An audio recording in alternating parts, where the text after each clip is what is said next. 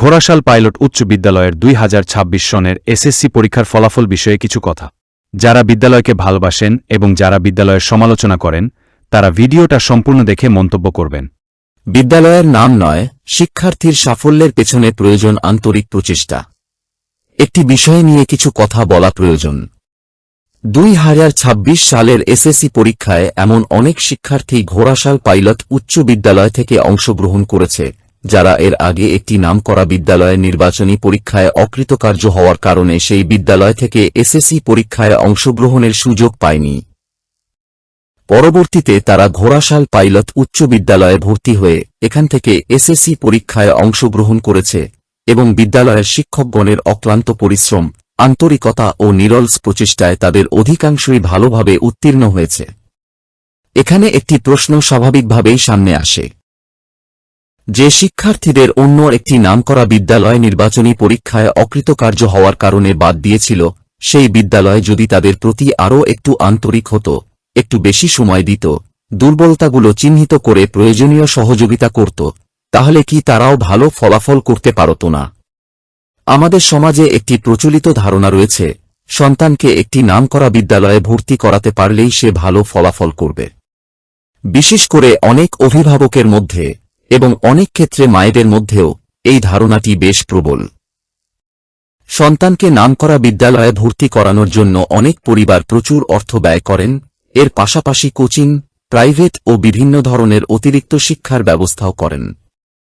অবশ্যই এসব সুবিধা শিক্ষার্থীর ফলাফলে ইতিবাচক প্রভাব ফেলতে পারে, কিন্তু প্রশ্ন হল, যে পরিবারের পক্ষে এই অতিরিক্ত ব্যয় বহন করা সম্ভব নয়, তাদের সন্তান কি ভালো ফলাফল করার অধিকার রাখে না? ঘোড়াশাল পাইলট উচ্চ বিদ্যালয় এমন একটি প্রতিষ্ঠান যেখানে ভর্তি পরীক্ষার মাধ্যমে শুধু বাছাই করা শিক্ষার্থীদের ভর্তি করা হয় না। বিভিন্ন ধরনের শিক্ষার্থী এখানে পড়াশোনার সুযোগ পায়। তাদের মধ্যে যেমন মেধাবী শিক্ষার্থী রয়েছে, তেমনি রয়েছে অপেক্ষাকৃত দুর্বল ও পিছিয়ে থাকা শিক্ষার্থীও। আর এই পিছিয়ে থাকা শিক্ষার্থীদের নিয়ে কাজ করাটাই তো একজন শিক্ষকের প্রকৃত চ্যালেঞ্জ। সম্প্রতি কেউ বলেছেন, ঘোড়াশাল পাইলট উচ্চ বিদ্যালয় থেকে ৯৯ জন শিক্ষার্থী এসএসসি পরীক্ষায় ফেল করেছে, বিদ্যালয়টি আর আগের মতো নেই। একটি বিদ্যালয়ের ফলাফল নিয়ে আলোচনা হতেই পারে, সমালোচনাও হতে পারে, কিন্তু শুধু একটি সংখ্যা দিয়ে একটি বিদ্যালয়ের সামগ্রিক মান বিচার করা কতটা যুক্তিসঙ্গত, সেটিও আমাদের ভেবে দেখা দরকার। এই উপজেলার এমন অনেক বিদ্যালয় রয়েছে যেখানে সব শ্রেণী মিলিয়েও শিক্ষার্থীর সংখ্যা ৯৯ জনের বেশি নয়, অথচ সরকারি এমপিও নীতিমালা অনুযায়ী শিক্ষক কর্মচারীর কাঠামো ও সুযোগ সুবিধার ক্ষেত্রে বড় ধরনের পার্থক্য নেই। সুতরাং যে বিদ্যালয়ে বিভিন্ন শ্রেণীর বিপুল সংখ্যক শিক্ষার্থী এবং বিভিন্ন পর্যায়ের শিক্ষার্থীরা পড়াশোনা করে, সেই বিদ্যালয়ের ফলাফলকে একই মানদণ্ডে বিচার করা কতটা যৌক্তিক, তা বিবেচনা করা প্রয়োজন। আরেকটি গুরুত্বপূর্ণ বিষয়ও আমাদের মনে রাখতে হবে। করোনা মহামারীর কারণে দীর্ঘ সময় শিক্ষা প্রতিষ্ঠানের স্বাভাবিক শিক্ষা কার্যক্রম ব্যাহত হয়েছে। সেই সময়ে শিক্ষার্থীদের একটি বড় অংশ নিয়মিত শ্রেণীকক্ষের পাঠদান, পরীক্ষা ও মূল্যায়ন থেকে বঞ্চিত হয়েছে। পরবর্তীতে দীর্ঘ বিরতির পর যখন তারা পূর্ণাঙ্গ পাবলিক পরীক্ষার মুখোমুখি হয়েছে, তখন অনেক শিক্ষার্থীর প্রকৃত শিক্ষাগত দুর্বলতা প্রকাশ পেয়েছে। 2026 সালের এসএসসি পরীক্ষায় সারা দেশের ফলাফলও গত প্রায় 17 বছরের মধ্যে অন্যতম নিম্ন পর্যায়ে নেমে এসেছে। তাই শুধু একটি বিদ্যালয়ের ফলাফলকে বিচ্ছিন্নভাবে দেখলে পুরো বাস্তবতাটি বোঝা সম্ভব নয়। আরও একটি বিষয় বিশেষভাবে উল্লেখযোগ্য, 2025 সালের এসএসসি পরীক্ষায় ঘোড়াশাল পাইলট উচ্চ বিদ্যালয় থেকে অকৃতকার্য হওয়া 76 জন শিক্ষার্থী 2026 সালের এসএসসি পরীক্ষায় পুনরায় অংশগ্রহণ করেছে। তাদের একটি বড় অংশ আবারও অকৃতকার্য হয়েছে। ফলে 2026 সালের মোট অকৃতকার্যের সংখ্যাও স্বাভাবিকভাবেই বেড়েছে। তাই ৯৯ জন ফেল করেছে। এই সংখ্যাটি দেখেই বিদ্যালয়ের শিক্ষকগণের আন্তরিকতা, পরিশ্রম কিংবা শিক্ষার মান সম্পর্কে চূড়ান্ত সিদ্ধান্তে পৌঁছে যাওয়া উচিত নয়। বরং আমাদের ভাবতে হবে, একজন শিক্ষার্থী যখন অন্য কোথাও সুযোগ পায় না, তখন কে তাকে গ্রহণ করছে? কে তাকে নতুন করে স্বপ্ন দেখাচ্ছে? কে তার দুর্বলতা কাটিয়ে ওঠার জন্য চেষ্টা করছে?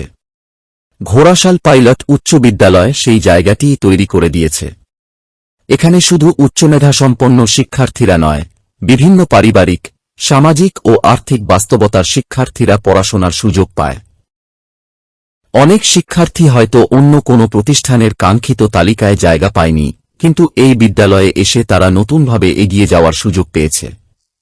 তাদের অনেকেই শিক্ষকগণের আন্তরিক প্রচেষ্টায় সফল হয়েছে। তাই একটি বিদ্যালয়ের সাফল্য শুধু কতজন শিক্ষার্থী জিপিএ -5 পেয়েছে কিংবা কতজন ফেল করেছে এ দিয়ে বিচার করা উচিত নয়।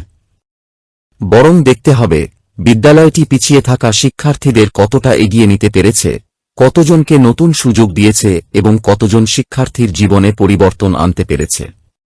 সবশেষে একটি কথাই বলতে চাই, সন্তানকে নামকরা বিদ্যালয়ে ভর্তি করানোই সাফল্যের নিশ্চয়তা নয়। বিদ্যালয়ের নাম নয়, শিক্ষকের আন্তরিকতা, শিক্ষার্থীর পরিশ্রম এবং অভিভাবকের সচেতনতাই একজন শিক্ষার্থীর প্রকৃত সাফল্যের ভিত্তি। যে বিদ্যালয় একজন দুর্বল শিক্ষার্থীকে বাদ না দিয়ে তাকে ধরে রাখে, তার ভুল ত্রুটি শুধরে দেওয়ার চেষ্টা করে, বারবার ব্যর্থ হওয়ার পরও তাকে আবার সুযোগ দেয়, সেই বিদ্যালয়ের অবদান সংখ্যার হিসাব দিয়ে পরিমাপ করা যায় না। ঘোড়াশাল পাইলট উচ্চ বিদ্যালয় শুধু মেধাবীদের জন্য নয়, যারা পিছিয়ে আছে তাদেরও সামনে এগিয়ে দেওয়ার বিদ্যালয়। আর একজন শিক্ষার্থীকে ব্যর্থতার জায়গা থেকে সাফল্যের পথে নিয়ে আসাই একজন শিক্ষকের সবচেয়ে বড় অর্জন।